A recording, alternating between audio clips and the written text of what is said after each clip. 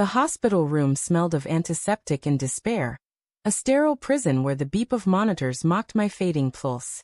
I lay there, tubes snaking from my arm, my chest tight from the accident that had shattered my leg and my sense of invincibility. But it wasn't the pain keeping me awake tonight.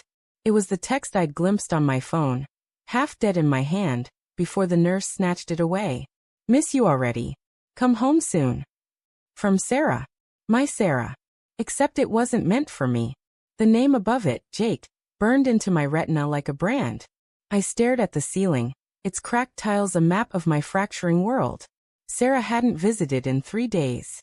She'd said work was hectic, her voice thin over the phone, promising she'd come tomorrow. Always tomorrow. I'd believed her because I wanted to, because 9 years of marriage made you blind to the cracks. But that text, that single line, was a splinter in my mind, sharp and unyielding.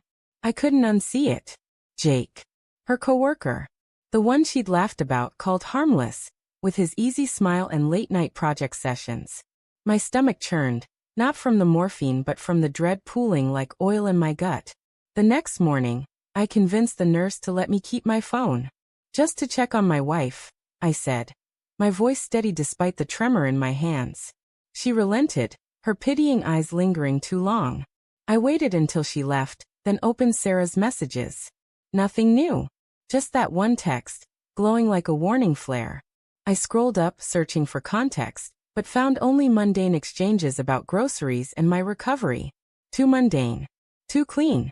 Like someone had swept the dirt under the rug. I called her. The line rang 4 times before her voicemail kicked in. Her voice bright and rehearsed. Hey, it's Sarah. Leave a message. I didn't. Instead, I texted. How's work? Coming by today? No reply. Hours passed. The hospitals hum a relentless drone. By evening, I couldn't stand it. I called my brother, Tom, who lived a block from our house. Can you swing by? Check on Sarah? She's not answering. Tom hesitated. She's probably just busy, Matt. You know how she gets. But his tone was off, like he was holding something back. I pushed, my voice sharper than I meant. Just do it, okay? Please. He agreed reluctantly, and I waited, the phone a lifeline in my clammy grip. When Tom called back, his voice was low, careful. She's fine, Matt. At home. But there's a car in the driveway. Not hers. My heart stuttered. What kind? Whose? I asked, though I already knew. Tom described it, a black Jeep just like Jake's. Could be anyone's, he said, but the lie hung heavy between us. I asked him to knock to see her. He didn't want to, said it felt wrong, but I begged until he gave in. Minutes later he texted, she's okay. Said she's tired, didn't want to talk long. Jake's there. Said he's helping with some work thing. Helping. At 9 p.m. on a Thursday. I pictured her opening the door, her hair loose, her smile too quick. I pictured Jake behind her, casual, like he belonged in my house. My home. The one we'd painted together, laughing over spilled cans and bad brushstrokes. The one where we'd planned our future, whispered dreams in the dark. My leg throbbed, but it was nothing compared to the ache in my chest. I didn't confront her. Not yet. I needed proof, something undeniable, because doubt was a crueler enemy than betrayal. I spent the next day piecing together fragments. I checked our shared bank account. Charges for coffee shops I'd never been to, a hotel I didn't recognize. Small, careless clues, like breadcrumbs she hadn't bothered to sweep away. I called our neighbor, Mrs. Carver, who loved to gossip. Oh, Matt, I didn't want to worry you, she said, her voice dripping with false concern. But I've seen a man around lately. Young, handsome. Thought he was a friend, maybe? Friend. The word tasted like ash. I thanked her, hung up, and stared at the hospital wall. Its peeling paint a mirror of my unraveling trust. Sarah finally visited that afternoon, her perfume sharp, her eyes avoiding mine. Sorry I've been MIA, she said, fussing with my blanket. Work's been insane. Her hands trembled slightly, and I wanted to grab them, demand answers, but I didn't. I watched her instead, searching for the woman I'd married. She talked about nothing, weather, hospital food, her words a flimsy shield. I nodded, smiled, played along, but inside I was screaming. That night I couldn't sleep. The hospital was too quiet, the silence amplifying every doubt. I remembered the little things, the late nights she'd blamed on deadlines, the way her phone was always face down now, the sudden distance in her touch.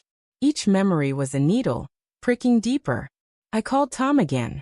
"I need you to go back," I said. "Look closer. Please." He argued, said I was spiraling, but I didn't care. I needed to know. He went. An hour later he called, his voice tight. "Matt, your stuff's gone." I didn't understand. "What do you mean gone?" He described it. My clothes, my books, my old guitar, all piled in the garage like trash. Replaced by Jake's things. His shoes by the door, his jacket on the couch. My house, my life, erased while I lay broken in a hospital bed. "She said you agreed to it," Tom added, his words a punch to the gut. "Said you were separating." Separating. The word was a blade, slicing through 9 years of promises. I hadn't agreed to anything. I called Sarah, my hands shaking so badly I could barely hold the phone. She answered this time, her voice soft, guilty. "Matt, what's wrong?" I didn't ease into it. "Why's my stuff in the garage? Why's Jake living in our house?" Silence. Then a sob, small and sharp. "I didn't mean for you to find out like this," she whispered. She confessed in fragments, her voice breaking. She'd been unhappy for months, felt trapped. Jake was there, listening when I wasn't. It started with talks, then more. "She didn't want to hurt me," she said, "but she couldn't stay." "I thought you'd understand," she finished, as if I'd ever agreed to being replaced. I wanted to scream, to curse her, but all I could say was, "You threw out my life." She cried harder, but I hung up, her sobs echoing in my skull. The next day, I checked out against medical advice, my legs screaming with every step. Tom drove me home, not to the house, but to his place. I couldn't face it yet, couldn't see Jake's things where mine should be. But I went back eventually, alone at dusk. The house smelled different, like someone else's life. My books were gone, my photos missing. In our bedroom, Jake's clothes hung in my closet. On the nightstand, a photo of them, laughing, somewhere I'd never been. I stood there, heart pounding, until I heard the door open. Sarah's voice, then Jake's, low and intimate. They froze when they saw me. Sarah's face crumpled, guilt and fear in her eyes. Jake stepped forward, hands up, like I was dangerous. "Matt, let's talk," he said, his voice calm, patronizing. I didn't want to talk. I wanted to break something, to scream until the world made sense again. But I just stood there, staring at the strangers in my home. Then Sarah spoke, her voice barely a whisper. "I'm pregnant." The words hit like a sledgehammer, shattering what little hope I'd clung to. She didn't say it was his, didn't need to. The truth was in her eyes, in the way Jake's hand hovered near her. I turned and walked out, the door slamming behind me, the sound final, like the end of everything. I drove to the hospital, not because I needed it, but because it was the only place I could breathe. In the parking lot, I sat in Tom's car, staring at the sky, the stars blurred by tears. I'd loved her with everything I had, and she'd rebuilt her life without me. The betrayal wasn't just Jake, wasn't just the lies. It was the future she'd stolen, the one I'd never get back. And as the night closed in, I realized the worst part. I still loved her, even now, and that hurt more than anything.